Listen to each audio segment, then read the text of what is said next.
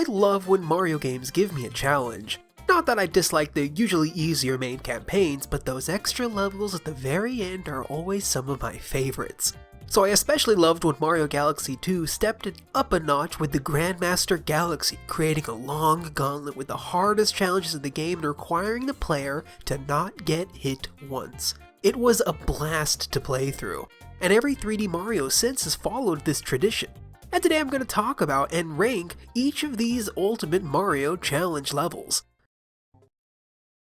Starting with Super Mario World. Now I know I said every 3D Mario game, but I wanted to have 5 on the list to make a nice round even number, so I'm including Mario World in its final level, Funky, within the Special Zone.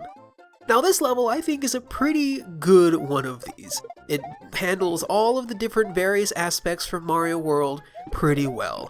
I especially like the use of the Sumo Bros all along the level. They're only used in a couple different places, and I liked their inclusion here to really add up the challenge. What I don't like is most of the challenge is kind of just go quickly. And if you notice at the very start, the Sumo Bro will kill you if you don't just start running immediately. And you also might notice the time limit is a lot shorter than every single level in the game, so you basically just have to keep on running the whole time. That being said, it's a pretty good level. I really like that the charging chucks here, the Koopa Bros, both the flying or the hopping or just the walking, are all pretty well utilized, but there's nothing really that makes this a special level. It's just a good, somewhat harder level, mainly because it's long and there's not much time. You'll see I already hit the time limit, of course, while I am nearing the end of the level with the thank you are a super player coins at the end. Now I do think it's not the best one of these. I would even argue some of the other levels within the Special Zone are a little bit better, like Mondo, Outrageous, or like Tubular, the one where you have to float through. All of those are a little bit more difficult of challenges that some of them, especially I think it's Outrageous, really encapsulate a hard Mario level a lot better. That being said, this is still a really good one. Anyway, on to the next one. Super Mario Odyssey's The Darker Side of the Moon. Now, I have conflicted feelings with this one because on one hand, Super Mario Odyssey is a really great game. I love how it plays and how it feels to move Mario around, but also, this level was a little bit disappointing. For instance, this first section right here, ignoring the part where I just got hit by just a Goomba, and I will get hit by another Goomba in just a minute, everything in this part is really easy. It does a lot of good, especially when it's trying to utilize the copy abilities in the best of way. This utilizes the Goomba copy ability pretty well, and then most of the other best ones later on in the game are also utilized. But the problem, and this will happen in just a second when I do eventually get this hat saucer thing, is the reward isn't progressing in the level. The reward is one of these super hearts, which give me 3 extra hearts, and that's my biggest complaint. It's too easy. Getting hit means almost nothing because there is another heart just around the corner. Now these next 2 sections I do want to say are part of my favorites. These just rely on the really good platforming abilities that Mario has in this game. I screw it up a little bit here or there, but I do still make it through pretty partially unscathed.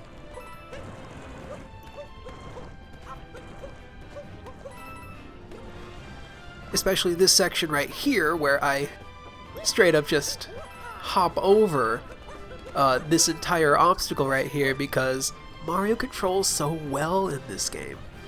But this also leads into my biggest complaint, is there is a lot to this level. None of it's that hard. Like, yeah, it took me a couple tries the first time I played to learn how to platform through the previous and this section, but this time, I'm on my first playthrough. And here is another heart. I didn't even need it. Now, I do get hit a couple more times in this next section, but all that being said, this is my very first playthrough. I beat this level on my very first try without any difficulty at all. And it's just a little frustrating because on one hand it utilizes the previous aspects of the game incredibly well, on the other hand it doesn't do anything challenging with them, it's just more of it. And in these ultimate challenge levels I need both of them to be in good supply, utilizing the previous aspects and it being an extra challenge. And anything I can beat on my first try just isn't good enough. And so from here on out, I am probably going to jump around a little bit, because this is also a 15-minute long level. The others don't get above 4. You'll notice here is yet another heart. And this is our second copy, or I guess third if you count the Goombas, our second copy ability. It's just not hard though. Yeah, it's a little tricky avoiding the little spiky guys, but other than that, it's kind of just more of it. It's a little harder than the base game, but it's not hard enough.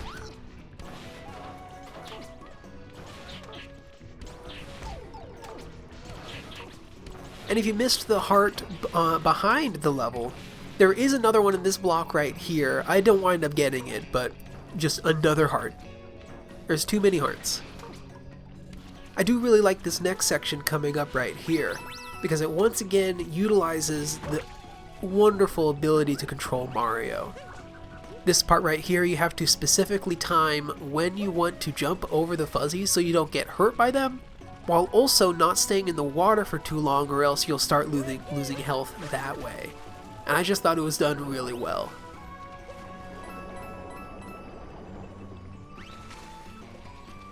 Additionally, we got a Yoshi part right here. It's not hard, ignore that.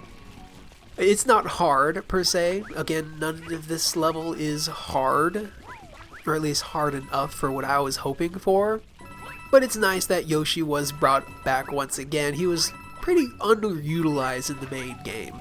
And even in the post game where he was introduced, there could have been more. I really liked playing as him.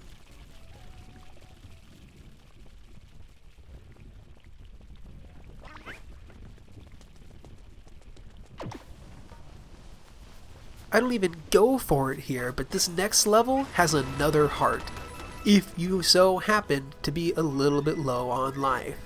I just kind of run through it with Yoshi. There's the heart.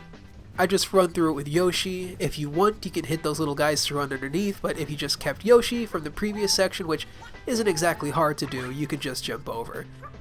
Now this next part right here is my absolute least favorite part of the level. Not only does answering the first riddle for the Sphinx give you yet another super heart, the rest of the questions he asks you are almost impossible to know. You pretty much just have to guess, and that's frustrating.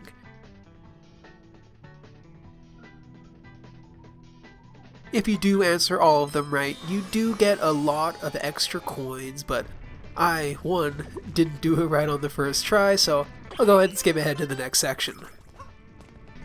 Here we are at the Cappy-less section of this level. Now again, it's not the hardest amount of platforming you're going to have to do, and it is similar to a lot of different levels that I've played throughout the Mario series, but it's done well. Now this next section, I understand this guy was utilized a lot in the main game, but putting him in the ultimate challenge level was just boring. This section of the level sucks. It's interesting to look at, but I don't think I've ever been hit by one of those little bomb bugs. Additionally, this section is a utilization, fairly well, of aspects from the previous game, but like, it's not hard either. It almost seems like sometimes they put aspects into this level because they felt like they had to, not because they had a good idea of what to do with it. That being said, this section right here is probably the hardest part of this level. I did really enjoy it. Having to time jumping over the laser blasts, which you almost need to do and able to kill all the little spiky guys, was a lot of fun. I don't even think this was the last time I got hit during it, making this the section that I got hit the most unless you're talking about regular Goombas at the very start of the level. I also really enjoyed the Pokio section. It's real short, and it's not the hardest section, I feel like, but it is a little difficult. It's a lot more difficult than most of the things in this level. And also it's just real fun to use this little guy.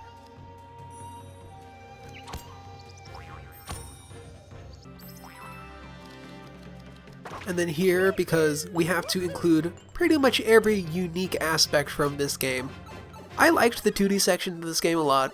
They are just 2D Mario games, in this case with a little bit of a gravity type twist. This section's not the hardest, but it's fine enough that it's here.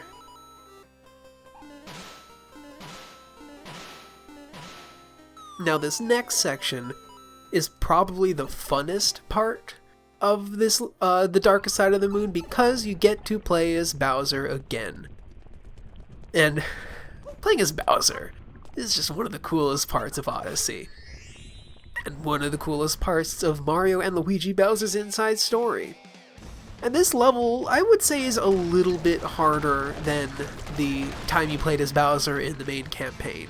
You just have to be careful when you're jumping and make sure you swing at these balls when you can.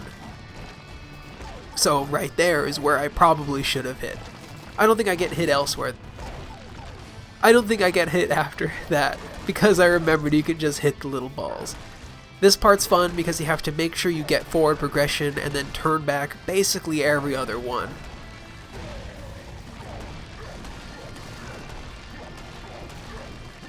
My only complaint about this part of the level is I do wish it was a little longer, or if they went and did the 2D version of Bowser as well. That being said, it's a real good section. I enjoyed playing with it a lot. And then here we are at the final stage of the level. To recap, because this is a longer one, so I think I covered everything I wanted to say, it does utilize everything in the game incredibly well. It has some great platforming sections, and aside from Bowser, the platforming's the best part of this level. It uses the copy abilities that are the most fun, so Pokio's in here, the Fireball's in here, Bowser's in here. Those are all good sections. It's just not all of the transformation abilities needed to be included because they didn't have good challenges to use them with.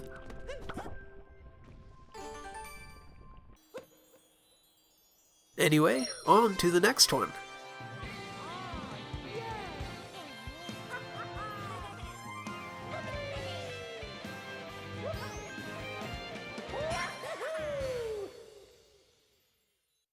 Super Mario 3D Land's Special 8 Crown. It's the Crown level in Special World 8 because it duplicates, it has 2 different worlds, each with 8 levels. Anyway, I think this level is just great. It really has some awesome, tight platforming. And given that this game is pretty basic, just making a really good tight platforming level where you have to have absolutely precise jumps makes for a really great level. Timing over those single place blocks and jumping on those Goombas, and this next section right here where you have to time your jumps over these platforms, it's a really good level. Now here I should add, this isn't my footage. I don't have a 3DS capture card. So credit is on the video right now and in the description. Thank you for the footage. That's also why the quality is significantly lower for this one. Now that first section, really good, really tight platforming, loved it. This section, you just have to fight Boom Boom and Pom Pom again, and it sucks. The boss fights in this game are the worst part of this game, and the fact that they included it in this level is just not great. Now I know Galaxy 2 included the boss rush as an extra level, as well as 3D World does that as well, and I guess they wanted to include it here, but they only had the 2 bosses, so they put it in the final level, but it does kind of just add extraneous padding, not difficult padding either. And again, this isn't me playing. I would have beaten the bosses a little bit quicker. Thank you for the footage.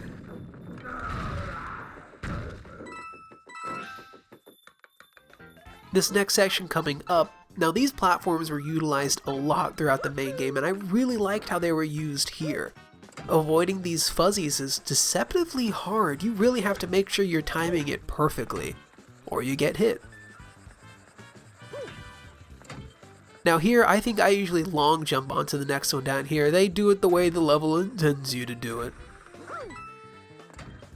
This part right here where the bob-ombs are falling and with the tanuki tails, it's an easy section, but sometimes you just goof it up and you wind up getting hit by that one right there most of the time.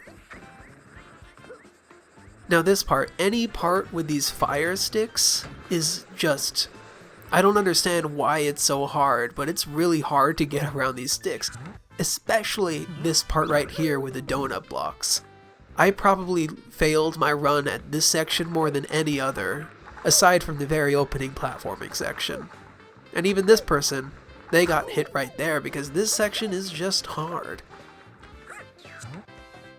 I do also like how this section utilizes some of the aspects that were added in the post-game worlds with the really big cosmic Mario.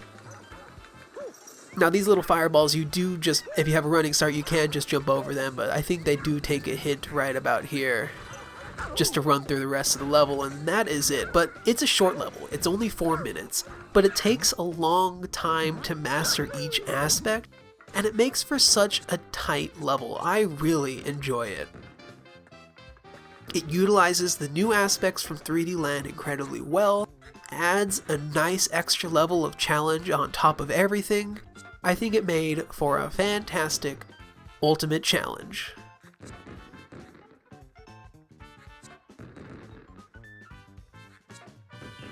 Anyway, on to the next one.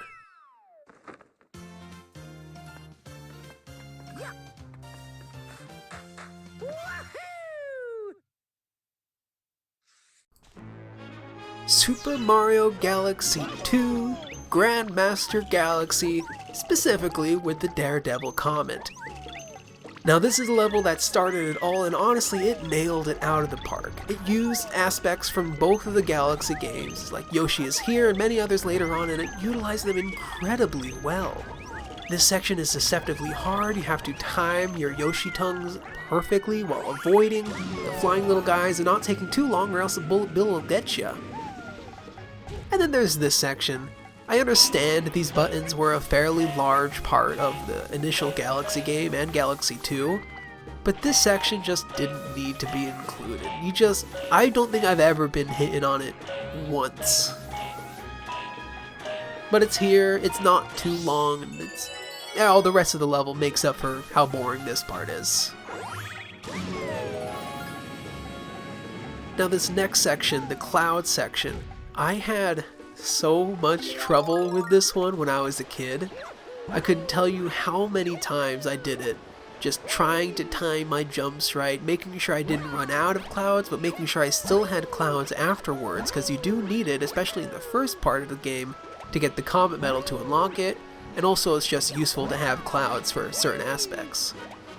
My biggest hurdle this time around was oftentimes when I tried to somersault jump or backwards crouch jump, I ground pounded straight through the cloud, dying.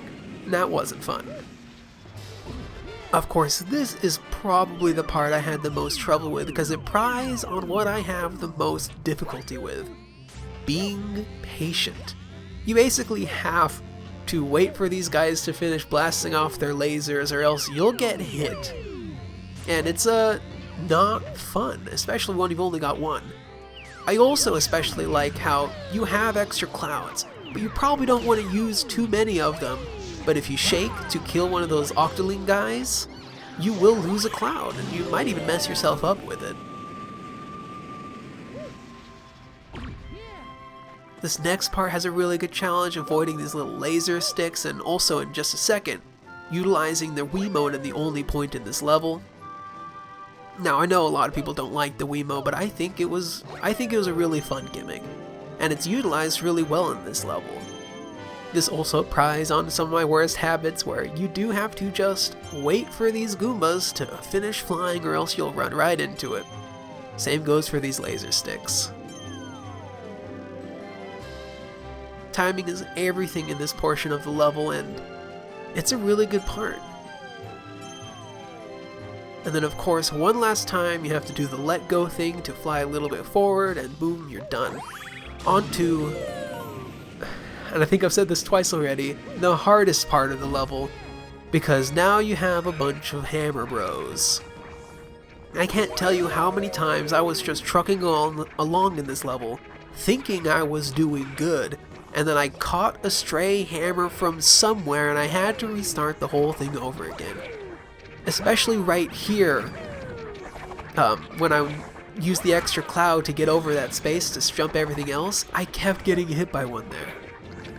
And one time this hammer bro killed me after I had walked past him and I was trying to kill the boomerang bros because I didn't kill him, and he shot a hammer at me right about here, ruining a run that was almost over. Speaking of almost over, then you finally fly, meet up Rosalina for the first and really last time in this game. She hangs out on Starship Mario afterwards, but it's a nice little reward as well. Most of the other Mario games don't really do this sort of reward in their ultimate challenge. Like 3D Land had all the toads jumping around, in 3D World has a similar thing, but Rosalina has dialogue. It's a real good level. Anyway, on to our last one. Super Mario 3D World's Champions Road. Now this level, oh my gosh, I love this level so much. I have played this level so many times, but it's peak hard Mario level. These first couple sections utilize momentum in such incredible ways, like the way I jump over the pipes, or you'll notice how I move back and forth to make sure I land precisely on those single blocks so I can keep on running over them. And this level just really does what I want out of a hard Mario level, where it brings back aspects from the previous game, like these blink blocks, and makes them even harder. For instance, this one you have to just really time your jumps perfectly. I always wind up wall jumping there, or at least half the time I do. And twisting it in such just a good way. Except for this section. This section's pretty easy. Just make sure you don't stand on the same block, and hopping on top of these Magic Koopas isn't the hardest section, but that's okay. Much like the button part in Galaxy 2, it's not that hard. I spent a lot of time on this section. You just really have to be patient. Make sure you jump over the spiky rollers and avoid the fuzzies. I think you can pretty much clear the fuzzies in one gap, or in one jump, but timing it so you don't land on the roller right after is really difficult. Now this is probably one of my most favorite parts of the level, because you've had to bounce off of these guys before, and you've had to wall jump before, but you've never had to time out your jumps to get elevation. Now, of course, it's always something you can do, but I really like that they forced you to do it. Now, I did get hit there, and in my mind, as I was playing this level, I thought, oh my god, the run is over. Because there's a section right after this that is so hard, I usually wind up tanking a hit. And now that I'm shrunken here, I thought I had lost this run for sure. This part I had a lot of trouble with initially. It's just really hard to fully grasp how high you go when you swim. Additionally, at the final level, you have to get into a clear pipe that becomes invisible in the water. And so I realized you have to kind of try to stay as close to center of the two spikes on top of each of these guys as best you can, so when you finally get to the pipe, you can ground pound. And this next section. Oh my gosh, this next section. One of the hardest things in any Mario game ever.